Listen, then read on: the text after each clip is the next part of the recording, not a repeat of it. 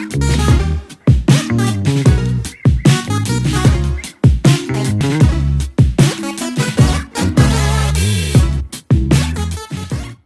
we're defying all stereotypes and we're starting on time. Hello, hello, hello, everyone. So good to have you all here. My name is Khadijah Ali Coleman. I'm the Executive Director of the Hurston Wright Foundation, and we are so happy that you have joined us for today's panel that is presented to you in partnership with Hachette Book Group.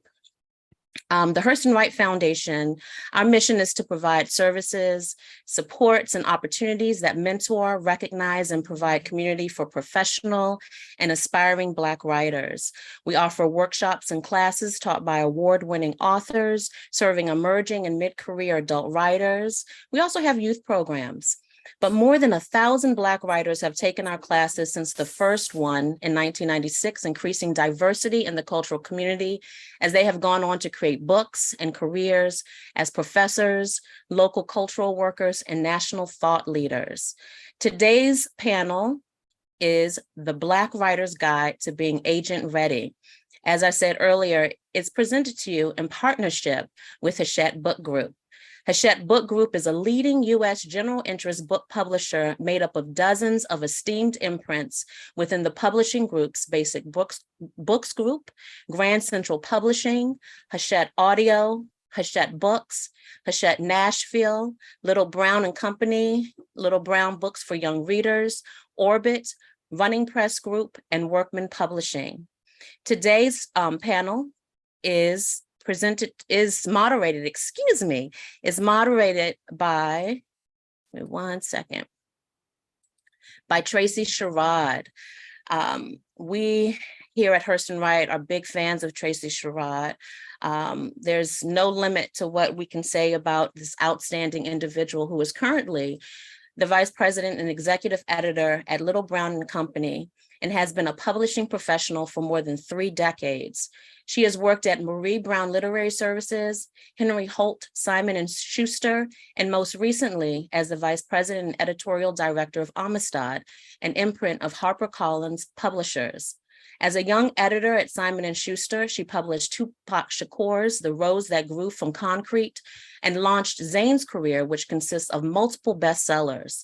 Throughout Tracy's career, she has worked with many authors, including social critic Bell Hooks, Man Booker Prize winner Paul Beatty, NAACP Image Award winners Dick Gregory, and NASA's Katherine Johnson, as well as the Zora Neale Trust and Shirley Chisholm estate.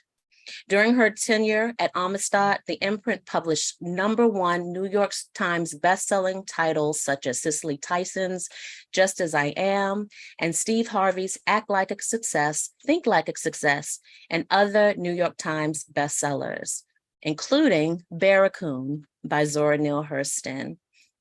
We are happy to have Tracy moderate today's fabulous panel. She will be introducing to you who our panelists are. And we ask kindly that during the course of the panel today, that you post your questions in the chat, and that your questions will be answered as the panel makes space to answer your questions. We ask that during the duration of today's panel that you keep your mic on mute so that the conversation can be heard by everyone, and that we respect each other by being respectful when posting things in the chat. Thank you so much. And I turn it over to you, Tracy. Thank you, Khadijah. It's a pleasure to be here at the Black Writer's Guide to Being Agent Ready.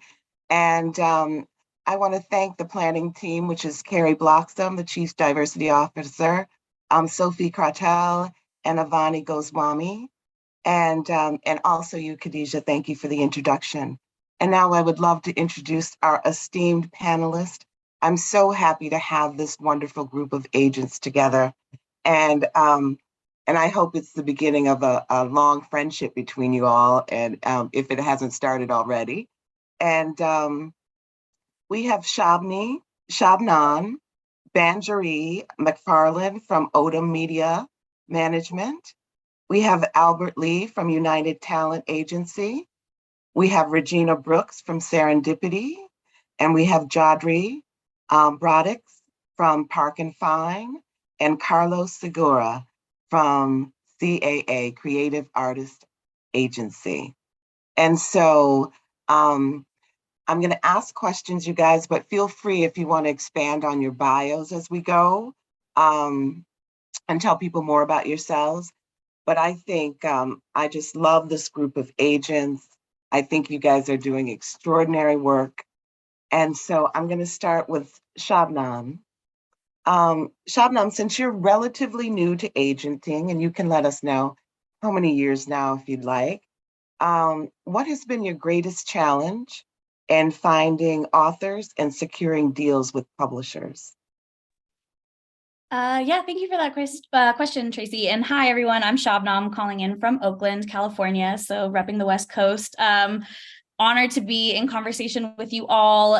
Definitely am a baby agent relative to my colleagues here, but yeah, like I said, just honored to be in conversation. So I've been agenting for about 2 years, and prior to that, I was working for a mid-sized independent publisher based in the Bay Area, which has a very vibrant independent publishing scene, both in terms of booksellers and publishers. So I would say my greatest challenge in finding authors and securing deals with publishers is frankly the time. When I was working on the publisher side, I worked in editorial and marketing and on the digital marketing teams. And by the time a proposal came to my desk, it was definitely more cooked than I'm often seeing proposals at the agent stage. And I really enjoy the kind of co-creative, co-visioning collaboration process of working with clients. So it's definitely taken time to build the proposals out to be ready for submission. Like I said, oftentimes we're going back to the drawing board several times. I work exclusively on nonfiction, so I deal pretty much exclusively with proposals. I'm not often looking at manuscripts, which means that we're reworking ideas over and over and over again. There's sort of a beauty in this challenge, though, in that this is an opportunity for me to build a list and a client list that is aligned with my creative vision, and working with partners who we're really trying to understand, our point of view through the world of books. So I'm very proud of the referral network that I've built over the last couple of years. But this next era is really building the partnerships with editors and publishers that are very much aligned with the kinds of books and clients that I'm working with.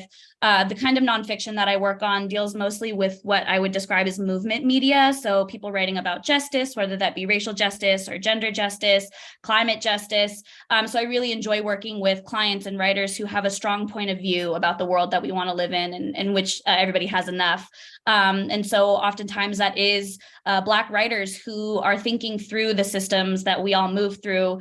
When I say I like to work on books that are political, I don't necessarily mean partisan. I mean, like I said, have a strong point of view about the world and kind of making offerings and proposals and suggestions about that world through writing.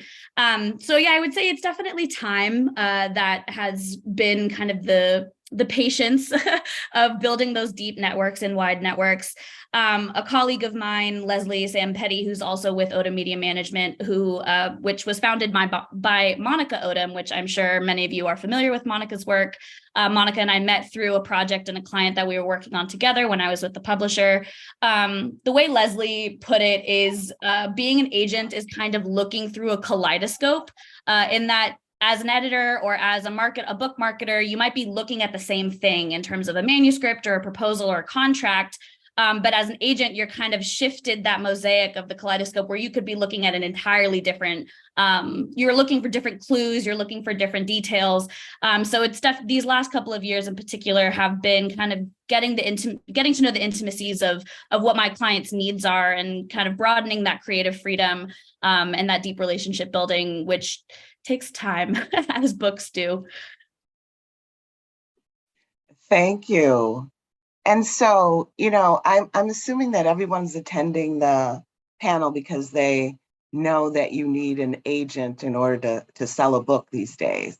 I mean, rarely it could happen where you sneak one through, but it's very difficult. And so that's what the questions speak to, what agents do. And so, Regina, given the competitive marketplace for diverse authors, and authors in general, actually, what do you do to attract and hold on to your writers? It's interesting because when I first started agenting, this is just a little bit about my background. I had a background in engineering and I wasn't really thinking about publishing at all. And ended up starting out in working for John Wiley and Sons and then McGraw-Hill. And with an engineer's mind, I'm always thinking about where are the potential problems that might come up. And one of the things that I try to do working with my clients, and even those who I'm trying to attract to the agency, is having them understand the full system. And that's what engineers do. They look at a system and they see where could the potential problems be. But in explaining to my authors, okay, it's not just me, it's just not about me selling your book to the publisher.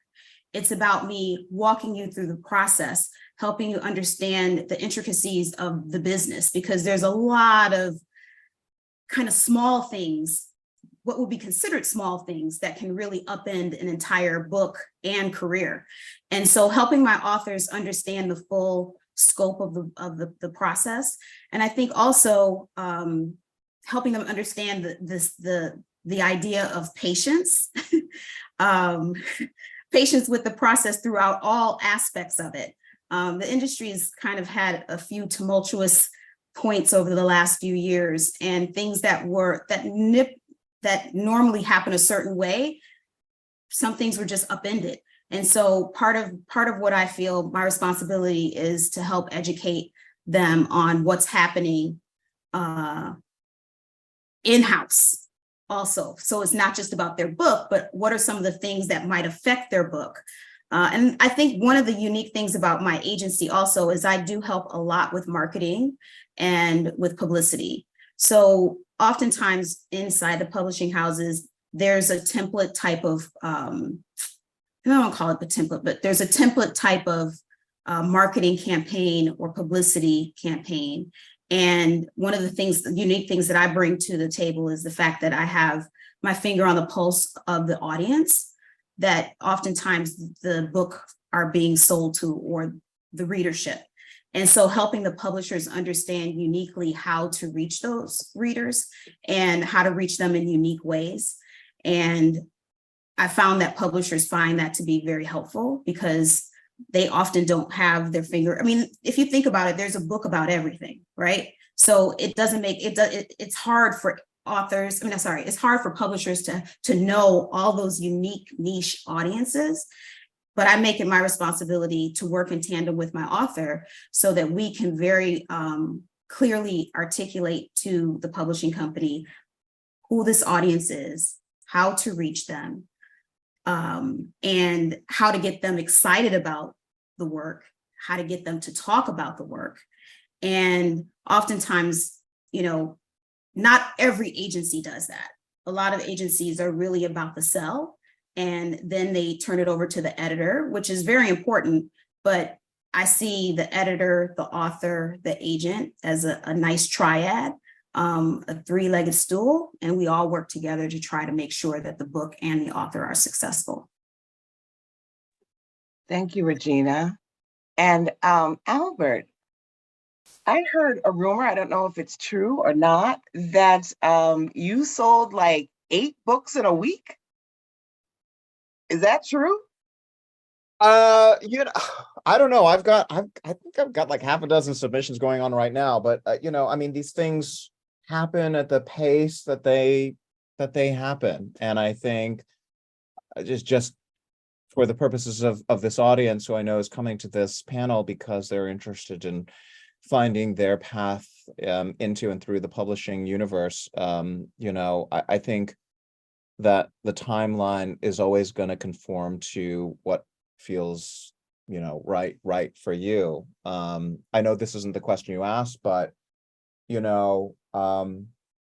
in terms of when an agent chooses to submit the work, it's the criteria are similar to when your audience is going to choose to approach a potential agent for representation, which is that you've pushed the ball forward as far as you feel like you can go on your own. And, I think that every writer, has their own process. none of us on the panel know what it is for you to walk down the hall alone into your room and stare at your screen or your computer or your typewriter, whatever it is, or your legal pad and to write. That's a journey that every writer takes on their own.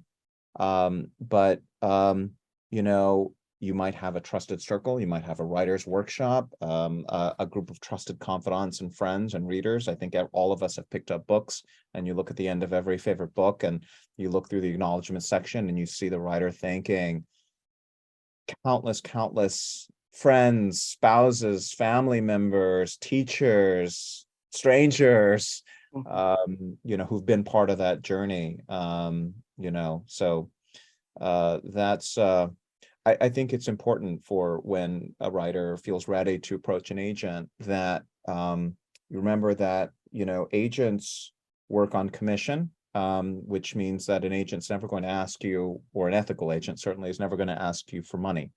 The agent is volunteering to work unpaid on spec, and take a leap of faith with you and get in the car with you to go on that journey with you, with the hope and expectation that there's a great reward at the end, and that you're going to enjoy the journey together. So you want to put your sort of best foot forward and your best pages forward. Thank you, Albert. And so in a way, you're saying the editor is volunteering to work with you. And so it must be key to sell that project. So Carlos, I'm going to put you in a scenario where you have some editor who keeps calling you and bothering you about a certain author that you represent, and they have an idea and they say they're going to make an offer, but it's taking a long time. So what do you do to get them moving quicker? Yeah, I mean, I think where we're at in the process always takes different forms. I think that's what makes the job something where you're always on your toes. Is every project is at a different cycle of the life form. And I think it depends on where we're at. You know, there are, you know, many clients that we work with at the agency who aren't even thinking about books. You know, they have, you know, some other job in entertainment across the spectrum that requires most of their attention, and books is not something that's top of mind. But what they do have across the industry, in our industry, is fans. And, you know, editors feel inclined all the time to say, hey, I'm just a huge fan of this person's art. I think they have a perspective. I think they could lend something to the book world. Would they ever be interested? And I think for me, being a liaison between the editor and maybe that person's day-to-day agent, a lot of what comes back with our more entertainment-based clients is come to me with something real. You know, I'll engage when the time comes and there's real money on the table to discuss that says, hey, there's value in this idea that we can consider in taking you away from these other jobs that are bringing you money.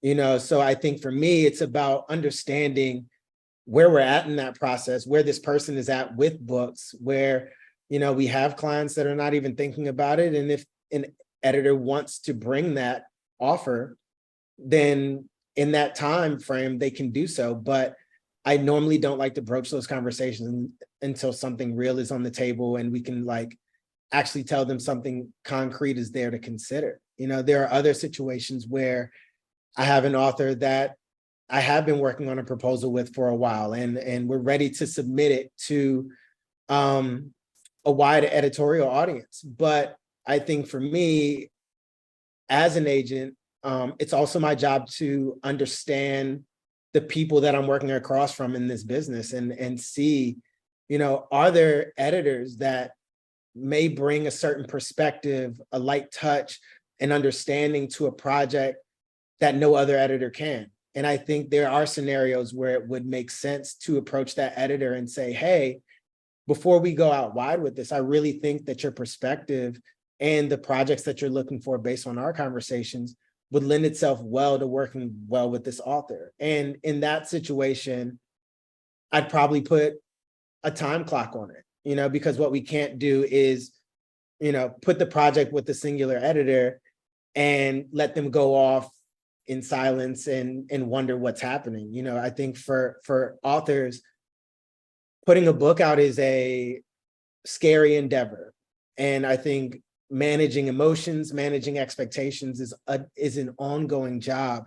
And stagnance is something that will drive an author crazy, even though I think we mentioned patience earlier. I always tell people books is a slow burn.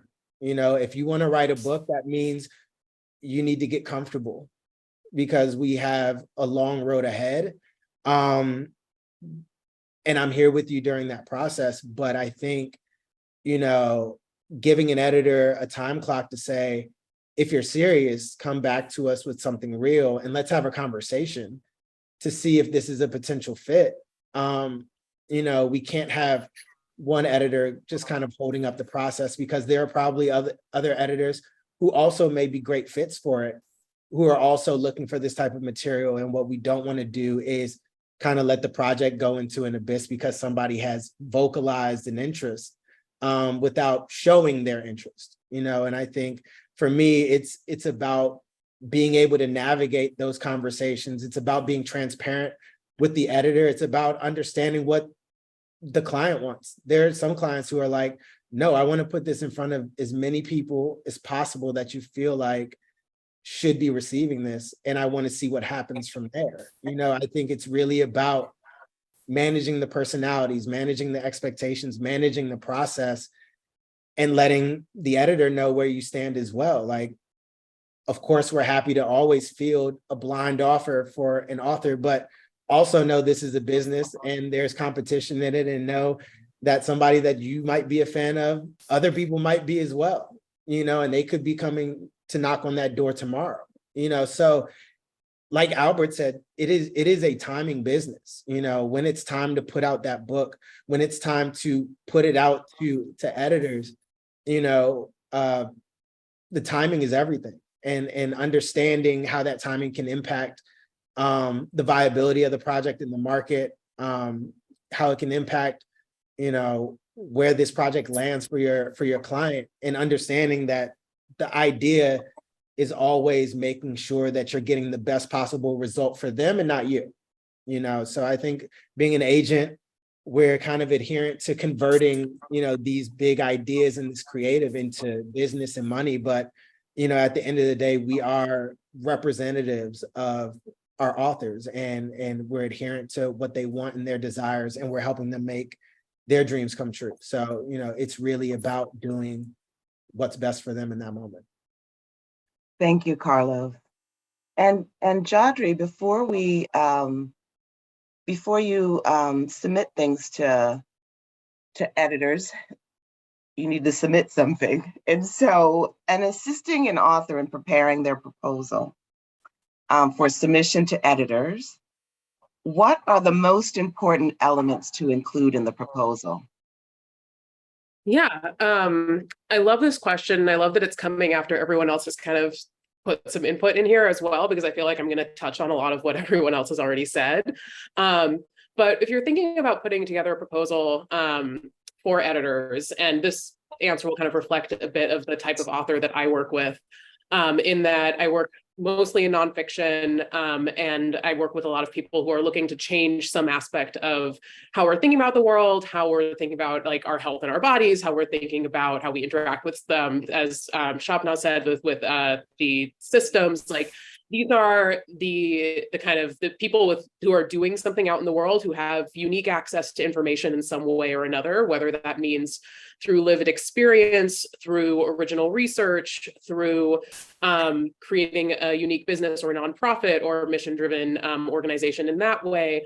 And oftentimes these are people who haven't thought about writing a book until this moment, right? Or they have been kind of pressured into writing the book because that's what their audience is demanding of them right now. So when they're coming to me and we're putting together this proposal, this is like a brand new experience. As Carlos mentioned, it's scary. It's like these are people who are expert in their field, and all of a sudden they're doing something brand new that's kind of weird and scary, and they don't feel expert at it. So breaking it down to think about what we actually need to do for editors to be able to be interested and excited and offer on this book, we basically need to answer a few key questions, right? So what is this book? Why does it matter? Why is this the person to write it? And why do we need this book right now?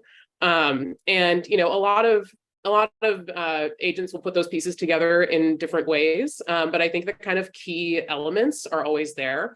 We want to convince the editor as the subject matter expert that this book is unique, that this person is the only one, again, with the unique access to this information, whether it's their story or their research or their business, and that they're the only one who can tell it the way they can tell it. We want to give a flavor of their writing. So that's whether through a sample chapter or brief chapter summaries. Either way, we want to lay out what the book is going to be in that kind of editorial piece. The rest of the proposal is the more business focused front matter, right? So we want to make sure that we're giving of the kind of what is this author's platform type, right? So if they're an expert, their platform type might be published original research and then speaking and news media connections. If they are someone who's coming more from the thought leader background, they might have a big online course development. They might have a huge social following or a big email list or whatever that thing is. Basically, the question that you're trying to answer in that platform piece is, how are they going to sell this book? How are people going to find out about it, right? Once you've convinced the editor that this book matters and that this book is good and this is the person to write it, now we have to tell them how we're going to sell it, how people are going to find out about it, how it's going to be, how it's going to reach all those people who need to read it. Yeah, I think those are the main key pieces of how we're thinking about putting together a proposal. But again, I think it's really, really important as agents and when we're connecting with authors who are at that stage of like, what even is a proposal? What am I doing? What are you walking me through?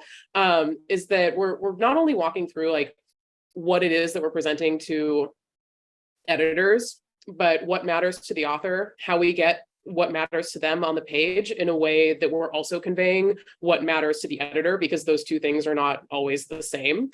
In that, you know, like, authors care about a lot of very important details about their own work that are really personal. And then again, editors are coming back to us with the, okay, so how are we going to, what makes this unique? Why is this person to write it? How are we going to sell it? And packaging that in a way that feels really special, both to the author and to the editor. And then I also really appreciated Regina's three-legged stool analogy too, because I also stay really involved throughout the whole process. So being that setting up a really successful triad, right? I think one of my early, some early advice I got from a more senior agent in the field very early on that kind of was extremely helpful for me was with the proposal, we're not convincing editors to buy something they don't want to buy. We are making it easy for the right editor who is the right editor who's going to fall in love with this to get a good offer across the line, right? So we don't want to convince the wrong editor to buy this. We want to get the right editor the ammunition that they need to succeed with it and for us to create a really great partnership for that author. So, yeah.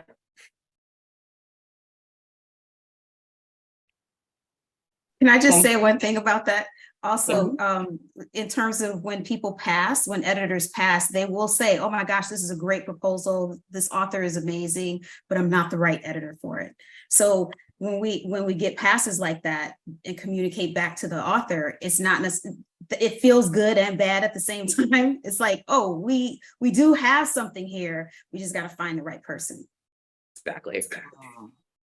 And so speaking more to that, Regina, what if you have a proposal that you feel is not quite right, but you have a client that feels it is right and wants you to submit it now? How do you handle that situation?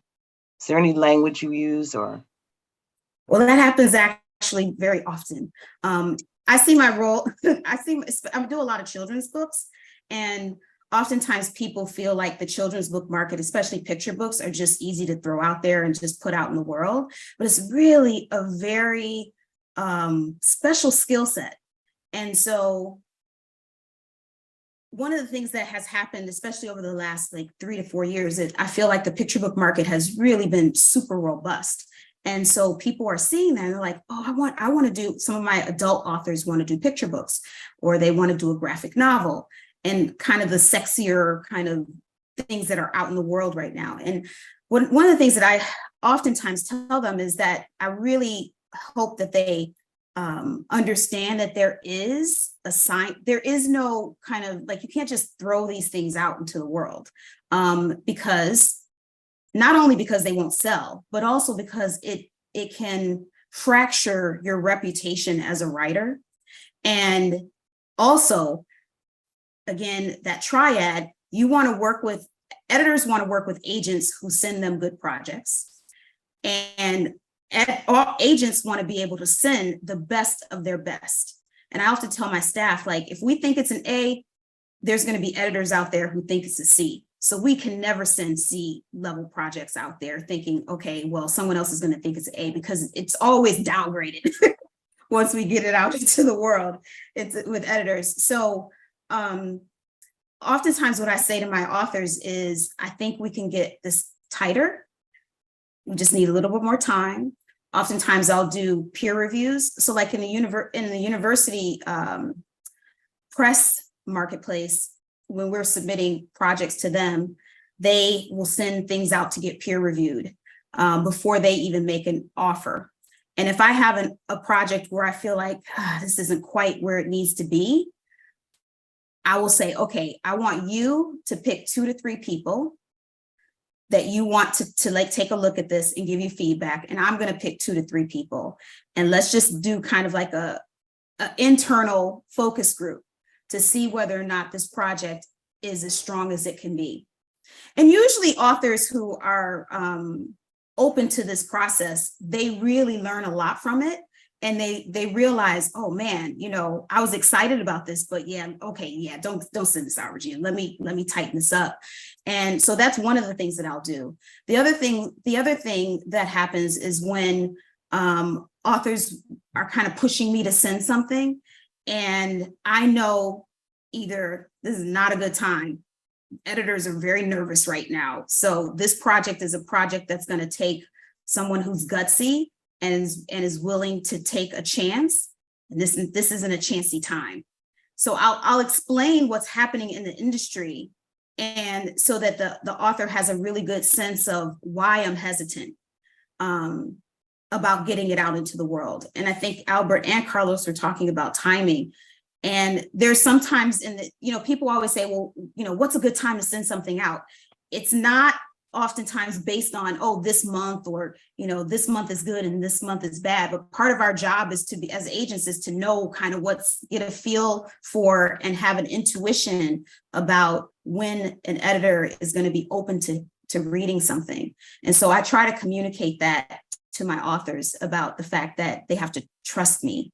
And that trust piece is so important. And, I love working with my authors. And if there's a project that I fell in love with that made me want to work with them, normally that process continues and continues. But at the point that they stop trusting me, it just doesn't work anymore, And, at that point, it's like, this job is already stressful, but it becomes even more stressful when the person doesn't trust. So I ask for that trust. Thank you, Regina. And so, Jodri, talk to me about what happens after you feel like you have the right proposal, it's ready to go. What kind of conversations do you have with the authors?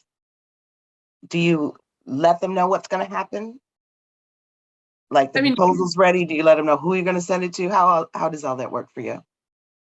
Yeah, absolutely. Well, like as Regina was just saying, this relationship is really built on trust. So I try to be as transparent with what's going to happen next at every stage of the process as possible. I think, one of the things that can psych a new author out pretty severely is if they see a really, really long submission list, and then they're like, oh, but only 5 or 6 people responded, not knowing that 5 or 6 responses is a really great thing. So I will explain to them, like, I'm going to submit this widely if that's the plan. And if they would like to see the submission list, they absolutely can. But I'll also explain that to them too. I'm like, if you want to take a look at this whole submission list, like, you know that it's very normal for a lot of people to pass, and that, if you choose to only see the people who have taken meetings or taken interest in the project, that's also fine too. So I try to tailor it to the author. They always know what the plan is, and some of them want to see the whole submission list, and some of them are like, no, thank you. I don't want to get that in my head. I don't need that kind of weight on me. And so for as far as the actual like preparation of the submission, I'm always very transparent, give them as much information as they want, and then I'll tell them, what my recommendation is of how much information that will be helpful in the given situation. My general process is that interested editors will then take meetings now via Zoom, of course, with the authors, and we usually will do a pretty in-depth prep call ahead of those meetings with the editors. And at that point, that's usually another place where we can kind of get in deeper. Now that we know who the really interested parties are, we can get a little bit more in depth about what the next steps are with those folks, what you need to be prepared for in the meetings, what kind of questions those editors are likely to ask. It's also helpful at that stage because we've gotten passes from editors who didn't take the project. So now we know kind of what maybe some of the concerns might be around the project, or what some of the outstanding questions might be when they do get into meetings. What are the editors going to ask them that might be uncomfortable for them to answer, to kind of prep for? But yeah, like I said, it's a process that's based on trust. So I would never intentionally keep any information from the author. But if there's something, like I said, where I feel like it's going to cause undue anxiety, I'll just explain that to them and give them the option. Okay, wonderful. And so, you guys, I've been in an auction for a couple of days now. It's still going on. And so, and that's usually the first step in selling it. Well, the final step in selling it is an auction. And so, Albert, do you want to talk about that end of the publishing industry?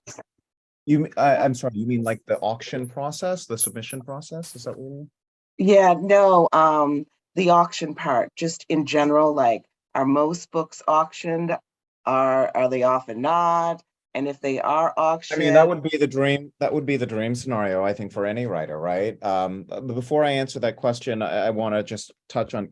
There's so many great questions coming in from the chat, but just to kind of talk about. I know that we've been talking a lot about proposals, and so we've been talking a lot about. One of your audience members asked, and that audience member is correct, that when we're talking about proposals, we probably are talking more about nonfiction projects. And I know there are some people in the audience who are asking about transitioning from a university or academic press to a mainstream press, or talking about short stories or poetry or fiction, and that does work differently. But I think, to me, the most important kind of mind frame, and a lot of what we're talking about, and I think is important for your audiences, that the skills that are required to be a great writer and write a great novel or book of poetry or big idea book or whatever, a work of journalism, whatever it might be.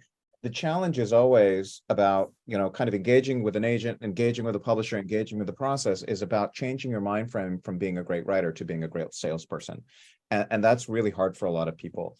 And nobody expects you to be an expert in the book publishing business. That's ideally what your agent is going to do.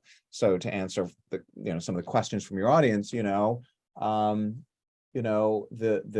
always going to be kind of, okay, the market for poetry is going to be inherently more limited. There are fewer buyers in this space. They tend to be smaller. I always say, I apologize, I hear an echo. I don't know if that's me. I feel like there are three levers you can pull, and I'm going to get to your auction question. I think when publishers, the simplest kind of recipe that somebody once told me, and I sort of borrowed it. I think it's a very helpfully reductive way to think about the business. There are three levers that a writer can pull, right, to make a successful project. One is great execution, great writing on the page. The second is a great idea. And the third is a great platform, a great sort of built-in audience that they can kind of reach. You want to try to score as high on those three metrics as you can. If the book is incredibly well written, and you're the world's leading expert in stereo cassette repair, and you want to write a book on stereo cassette repair, well, you're probably not going to sell that book because that's limited audience, no matter how well written it is. You know, so you want to try to score as high on each metric as possible. And I think if publishers see the sales potential, because ultimately that's what they want to do, they want to sell as many books as possible, then you're going to have the luxury of having options and multiple buyers. And that's the dream scenario. By the time a writer reaches that point, I mean, you know, obviously there will be much more work ahead of you, but that's the part where the literary agent is paddling furiously and the writer can kind of kick back and maybe nervously wait by their phone. And work on their social media. Yeah. And so we are getting short on time, and I'm gonna go over to the questions in the chat. Here's one question. One panelist mentioned a legit agent won't ask for money. What other red flags should authors be aware of when they're looking for representation? Do you guys want me to call on you, or do you want to just speak up? Can I just throw something about that? So just a little plug for the Association of American Literary Agents. I'm the former vice president of that organization. That organization is made up of quite a few agents, and we kind of, as an organization, have put together a canon of ethics. And you can go to aalitagents.org and read the canon of ethics to get a really good sense of some of these red flags as a follow-up. I just want to plug the AALA, and we can talk about, you know, red flags, but. That's great, Regina. And how do you know you need an agent? How can you ready yourself? What kind of agents might folks look for? That's a tough question to answer, but I would say, you know, poetry, certain types of, certainly if you want to be a, you know, poetry, academic presses, the direct comics market. These are markets that are traditionally unagented because the advances are very small. So there's very much less financial incentive for a literary agent to be working in that space. I think if you look, I always think the best resource is to look at the bestseller lists.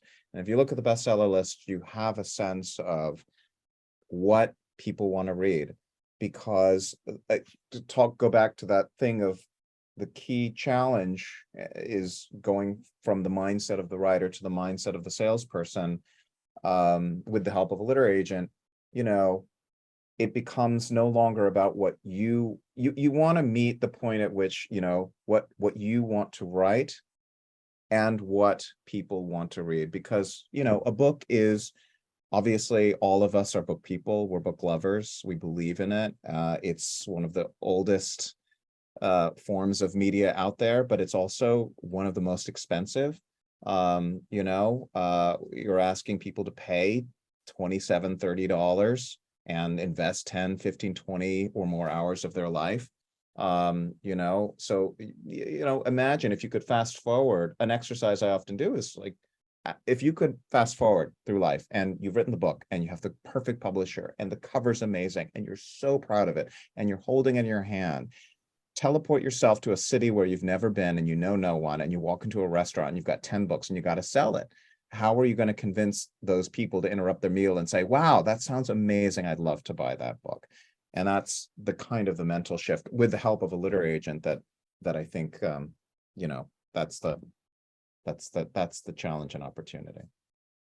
And Tracy, to speak to also, like, when you are feeling you're ready to engage with an agent, I think it's important that writers know that they should be interviewing the agent just as the agent is interviewing them. Like, I think a lot of writers are excited just to say, I'm represented and I have somebody tied to this book who is a professional in this space. But I think, you know, employing the wrong agent is almost like you don't have an agent in the first place, you know? So I think it's imperative that when you are having these conversations in figuring out who the right agent is, like treat it as a business relationship that you're entering into. Like, why is this person invested in you? What drew them to your writing and your stories? How do they feel like you can improve them without completely taking away the identity of it? Because, you know, in these creative conversations as well, an agent just might have a completely different vision that you as the writer aren't aligned with. And at the end of the day, we are there to make it better, but it is your book. It is going to have your name on it. It is what you're putting out into the world. And if you feel like the agent isn't connecting with it on that level, they might just not be the right champion for you. And you want an agent who's going to go to bat for you, who's going to believe in you, believe in the project, and scream from the mountaintops about how great you are. So, you know, I think it is about, you know, not necessarily signing on to the first person that you feel like takes interest in you, but it is a process you should take seriously and be careful about, and understanding who is that person sitting across from you, and are they going to be the best representation for you as you try to get this book out into the world. I'll be really quick because I know we're short on time, but I'd also add to that in an ideal world, a relationship with an agent is not only like personal and right, it's long-term. It's a career relationship rather than a year or two or one book or whatever. Like even if you're only planning to write one book, that book is going to be out in the world, hopefully selling for years. It's going to come out in its next paperback edition. There's other like spin-offs, hopefully, you know, or hopefully you get to write more books after that. But hope in the most ideal world, you're creating a relationship with someone who is guiding your career, not just picking this book or picking you in this moment. So you want to trust someone with your career as an author, which is like going to be your next like identity. Because editors are concerned when someone has had like 5 or 6 agents. We're like, what? There's got to be a problem there. It is not with the agents. So yeah, and at Hurston Wright, you know, there are tons of really good writers that have come through this organization, such as Britt Bennett, who wrote The Vanishing Half and The Mothers, and also Dolan Perkins Valdez, who was an instructor who wrote Take My Hand. And I just wanted to interrupt there and say, I thank you for what you do at Hurston Wright. And so, can we talk just briefly about poetry? I know, Albert, you said agents don't represent it too much, but publishers are, yeah, pardon? A less agented space. Yeah. I saw Regina's mention in the chat that she's very open, her poetry list is open. Yes, please. Because editors are, you know, imprints are looking for poetry, because you may not make the money, you know, in sales, but you make it in permissions. You usually make back that advance quickly in permissions. I just want to interject to say, I want to triple underline something Carlos said, which is that what just happened, that exchange sort of proves the point of, it is not about getting an agent. It is about getting the right agent. I am probably not the right agent. You know, I think it goes to the question, somebody asked a question about, should I have different agents for different kinds of books if I want to write different kinds of things? And somebody else asked the question of, you know, like what are the kind of things that I should look out for, you know, when I'm looking for an agent? And, you know, honestly, like, I think your gut is the best guide. You'll know it when you feel it. And what I love about this business is that, you know, it's a business where we have to, and all of you will have to power through all of the naysayers. For every great successful novelist or journalist, or poet, there is a long conga line of people who said, I don't really know about this. And the great thing about this business is that all you need to do is find the one person who believes in it, and just make sure you're strong enough to get through, because believe me, all of us on this panel here, we get rejections and no's all the time. And that kind of scar tissue you sure do need to build up. Indeed. And so what about fiction proposals? I have a question about how to prepare a fiction proposal. So can I just throw something out about that? So we just did the US Book Show, and it was a day of continuing education for editors and agents. And one of the things that we talked about was acquisition by data. And what that basically means is if there's something that's trending out in the world, there are several imprints and or publishers who are looking for those topics. What topics are trending, what things are out in the zeitgeist. So if you're going to do it, if you have a novel and you're writing about something that, or a topic that seems to be trending, you can put together a proposal that explains why that topic or that theme is trending. So it could be social media numbers about the number of people who are talking about this thing on social media, or it can be articles that have been written.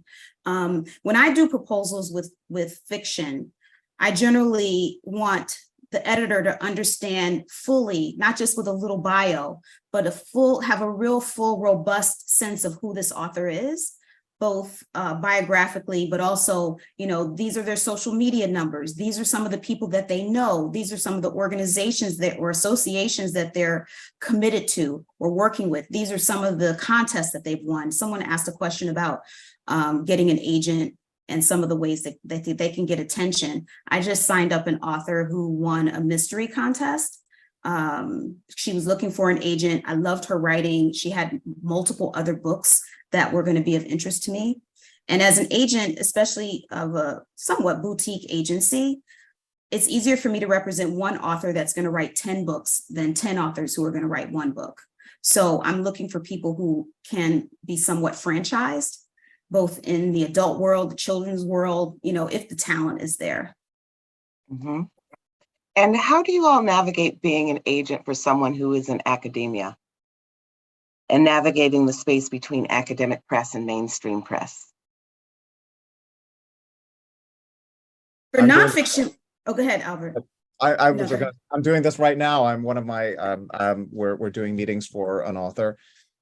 She's a wonderful professor up in Canada. We spent some months where she tried writing, and the thing about, and for the academics in the audience, as you know, when you're writing your academic papers, you're writing for a pretty smart audience. And I always say, you're not writing for an audience who has PhDs. You're writing for me, who has a humanities degree. You're writing for my mother-in-law. You're writing for people who, any person you might meet on the street. And that's sort of the key shift. Some professors are capable of doing it. Some need help, and that's okay. In the case of this Canadian professor, after months of struggle, and she needed to go through that process. And I had recommended, I said, you might consider it. We can only advise, we cannot dictate. She decided to, and I said, why don't you have some chats with some people? And you may love the idea, you may hate the idea, but it's up to you. And she fell in love with this one particular person who specializes in collaborating. We negotiated a split, so she didn't have to come out of pocket and pay this person. But this person could feel incentivized financially to do a lot of work, because it did take a lot of work. And we have a great result. I think we've got like 16 meetings on the books. It's a phenomenal result. But she put in, I would say, probably a good 7-8 months of work total. Obviously not all active time, but a lot of back and forth. If I could add something super quickly to that, I think, Albert, what you're describing is like an openness to the process and the expertise of the agent to kind of open up the audiences and the marketplace. I think the machinery of academia, there's this publisher perish mentality, and you really have to lean into expertise. But working with an agent who also has an expertise in understanding who the readers are and who the editors are who would gravitate toward the idea. I really enjoy working with scholars because they're so smart, and I feel smarter just being around them. But explain it to me in its most simple terms, explain it to me as if I were a child, because that's what I'm going to be able to hold on to and kind of open up in terms of the writing and the ideas and broadening the audience. What I found thank a really helpful cue for a lot of people with an academic background who are looking to like, how do I pitch this in a way that doesn't sound like I'm pitching to an academic press, is how would you talk about your research either in a TED Talk or on an NPR interview? Those are smart audiences. You don't want to like, yes, eventually we're going to have to like, me with my humanities degree, I also want to just be able to like read it without a PhD. But thinking about how you talk about it already to a popular audience, instead of trying to think, oh my God, how do I do this new book format? It's like, okay, but you've probably done a New York Times interview, or if your research is reaching this level where you're thinking about doing a book, you've probably done some interviews about it already. And how are you talking about it to journalists and lay people already? And I would also say it depends on if you're working with an academic press, if you're a scholar and you're working with an academic press, then your audience might be other academicians. So you don't have to think about the accessibility as much for a lay audience. So it really depends on who your audience is for the book and writing to and for that audience, although we need to be able to understand it enough to be able to sell it. But more like I've worked with a lot of university presses, and some of those books have both audiences. They'll have an academic audience, but they'll also have a lay audience. And again, with university presses, there's a whole process of vetting that goes through peer review. Thank you all. And I have another question. As a writer of short stories, how many publications of stories would be enough before finding an agent? How should writers of short fiction establish a platform? How is the agent publication process different from longer form works?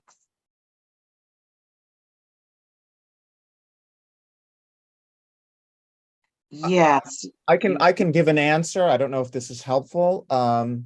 You know, I'll preface it by saying I've sold some fiction. It's certainly not the bulk of what I do. But you know, to me, and somebody else asked the question of do agents prefer someone with an MFA? I mean, you know, there are as many different kinds of agents as there are different writers. I can only speak for myself, and I think this is true for a lot of people, but certainly not all people. I can't speak for others, but I don't think that most readers care about an MFA. I don't think that most consumers are paying attention to those kinds of things. I don't think most consumers are caring about if you've been published in Plowshares or you've gone to the Iowa Writers Workshop. They care that you've written an incredible story and the writing sweeps them away. And there's a purity to the business that I love, and I hope everybody holds on to that as their North Star, that at the end of the day, it doesn't really matter, right? If you know, obviously we value the work that we do and we're proud of the work that we do, but the business doesn't happen because, you know, oh my gosh, you're represented by Binky Urban, who's a living legend. And, you know, she kind of like with a wink and a nod and a smile and a backdoor handshake with Nan Graham at Scribner, you've got a book deal. It doesn't work that way. Your agent could be somebody who's living in their parents' basement on Staten Island. If your writing's incredible, people are going to want it. You know, I'm not saying that none of the other stuff doesn't matter. You know, agents pride themselves on their own reputations and their role is primarily curatorial. You know, but you know, I think that that's ultimately what's important is you know, the quality of the writing, as well as, you know, obviously if it's nonfiction, the idea and the platform too. That's Can I just say something about the short story? Oftentimes agents will say it's very tough to sell a short story collection.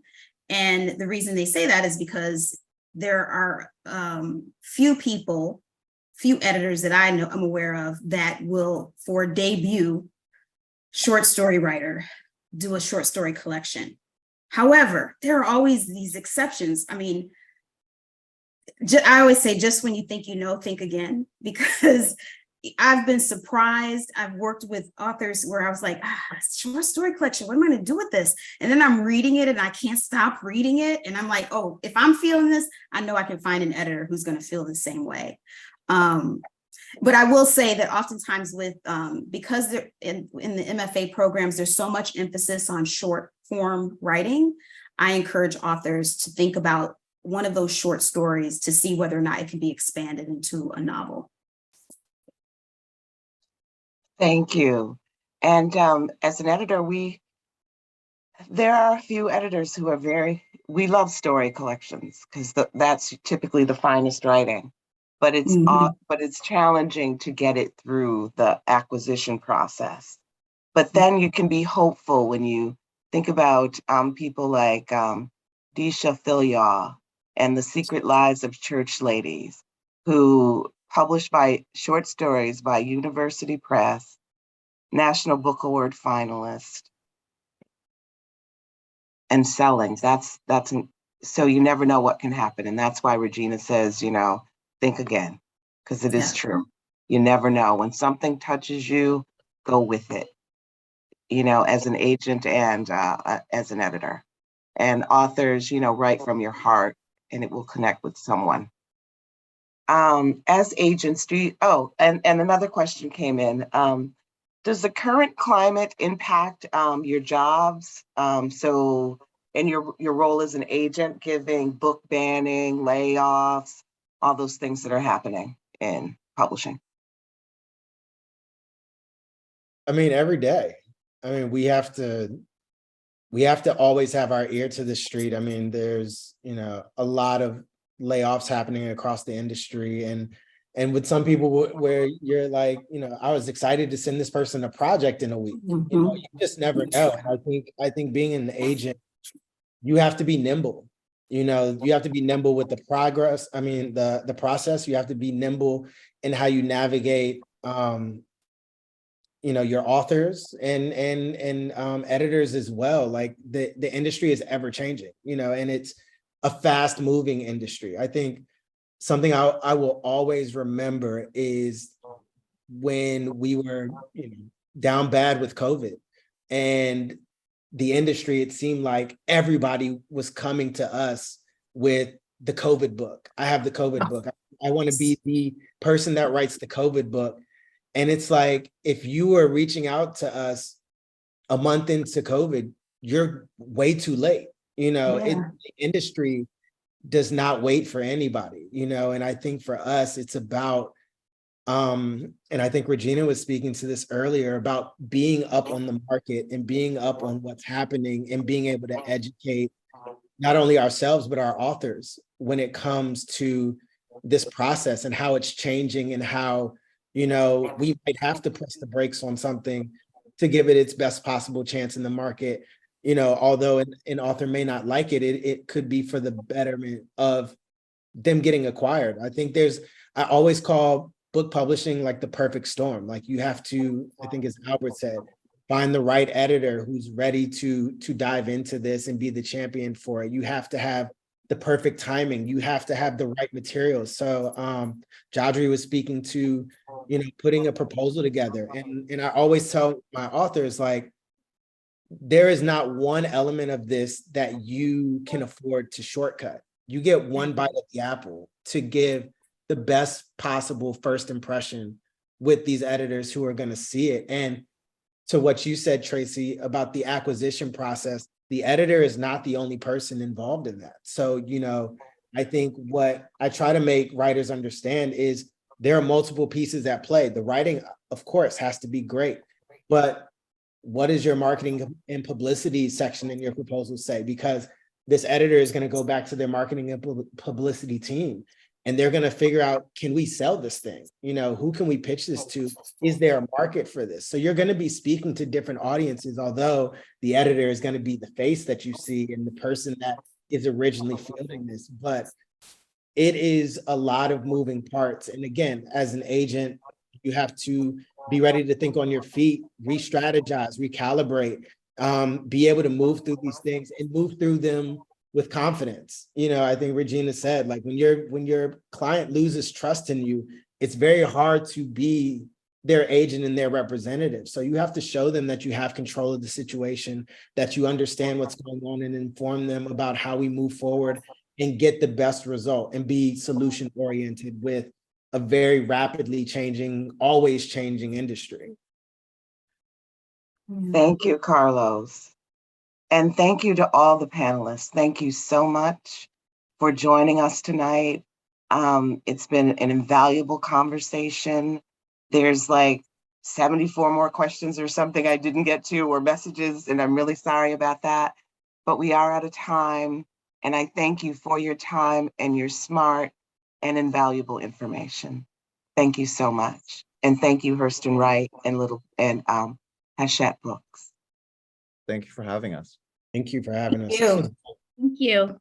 Thank you, everyone, you, for having me. agents. We appreciate you. Thank you. Thank you, Tracy. Thank you so much, Tracy Sherrod, for your to wonderful see some moderation. Yes. Yes. You're very welcome.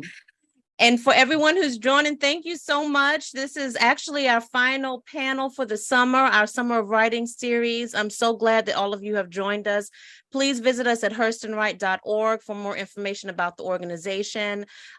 Panelists, oh my goodness, this was such a wonderful panel.